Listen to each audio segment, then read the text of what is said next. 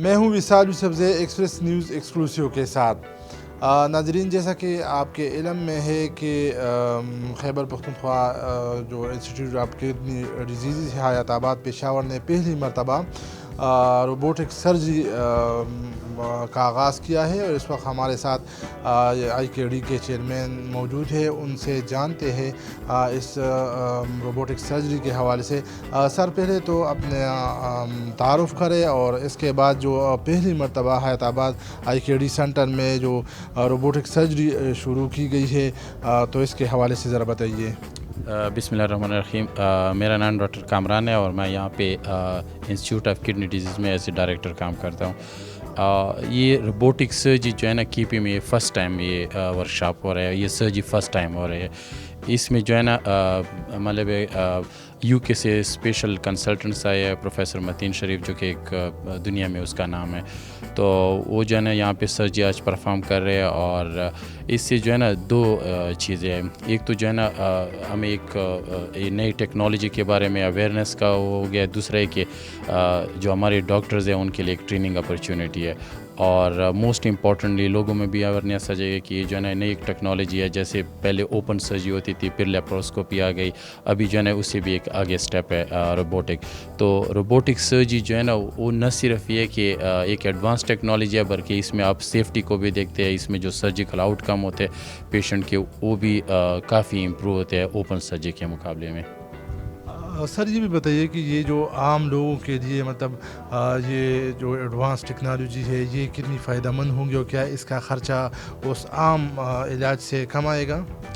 اس طرح نا مطلب چونکہ یہ ایڈوانس ٹیکنالوجی ہے تو اوپن سرجری کے مقابلے میں تو خرچہ زیادہ آتا ہے، لیکن یہاں پہ یہ ہوتا ہے کہ جو ہم نے پروپوزل بھیجے حکومت کو، تو اس میں ہم اس ساتھ میں یہ ریکویسٹ بھی بھیجے کہ جس طرح باقی پروسیجر صحت کارڈ پہ ہوتے ہیں، اس طرح جو روبوٹک سرجریز جو ہے نا وہ بھی صحت کارڈ پہ ہو۔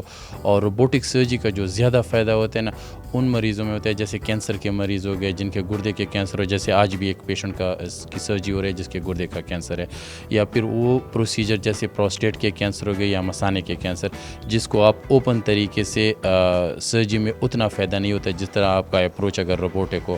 تو مطلب ہے اس سے پیشنٹ کو بہت زیادہ ایڈوانٹیج ہوگا کہ ان کی جو سرجیکل آؤٹ کم ہوگے، ان کے جو ریکوری چانسز ہوتے ہیں وہ بہت زیادہ بڑھ جاتے ہیں۔ اور ساتھ میں جو ہے نا چونکہ ہم نے پروپوزل میں پیشنٹ کے کیس کو بھی صحت کارڈ میں شامل کر دی اس سرجری کو انشاءاللہ۔ جی، اس وقت ہمارے ساتھ رضوان کنڈی صاحب موجود ہے جو کہ اسسٹنٹ پروفیسر ہے آئی کے ڈی میں۔ ان سے جو حیات آباد آئی کے ڈی سینٹر میں پہلی مرتبہ جو روبوٹک سرجری کا آغاز کیا گیا ہے، تو ان سے اس حوالے سے ذرا جانتے ہیں کہ یہ جو روبوٹک سرجری ہے پہلی مرتبہ ہو رہی ہے آئی کے ڈی میں، اور اس سے جو آج جو یہ ورکشاپ ہے یہ ڈاکٹرز کے لیے اور نئے ڈاکٹرز کے لیے کتنا فائدہ مند ہوگا۔ جی سر، بتائیے گا۔ جی، بسم اللہ الرحمن الرحیم۔ میرا نام ڈاکٹر رضوان کنڈی ہے، میں as a assistant professor urology یہاں پہ کام کر رہا ہوں۔ آج کا دن بے شک ہمارے لیے ایک تاریخی اور خوشی کا دن ہے کہ روبوٹک سرجری کا ورکشاپ ادھر ہو رہا ہے۔ روبوٹک سرجری سے اس ورکشاپ سے ہمارے مریضوں کی سرجری، ان کے علاج میں درستگی، حفاظت اور اس کے انشاءاللہ بہترین نتائج آئیں گے۔ ہمارے ادارے نے ہمیشہ کوشش کی ہے کہ مریضوں کے لیے جو انٹرنیشنل سٹینڈرڈز ہیں ان کے مطابق ہم علاج کر سکیں۔ انشاءاللہ روبوٹک ٹیکنالوجی سے ہمارے مریضوں کو دوسرے بڑے شہروں یا بیرون ملک جانے کی ضرورت نہیں ہوگی۔ ہم اپنے چیئرمین بورڈ آف گورنرز ڈین کی جی ایم سی اور اپنے ڈائریکٹر کے مشکور ہیں کہ جنہوں نے اس کو پریکٹیکلی امپلیمنٹ بھی کیا، اور میڈیا کے بھی شکر گزار ہیں کہ انہوں نے کہ ہمیشہ جو ہماری پازیٹیو ایفرٹس ہوتے ہیں ان کو عوام تک پہنچا رہے ہیں۔ ہم امید کرتے ہیں کہ انشاءاللہ ہمارے ادارے، اس ٹیکنالوجی سے ہمارے ادارے اور ہمارے مریضوں کے لیے ایک بہتر مستقبل بنے گی۔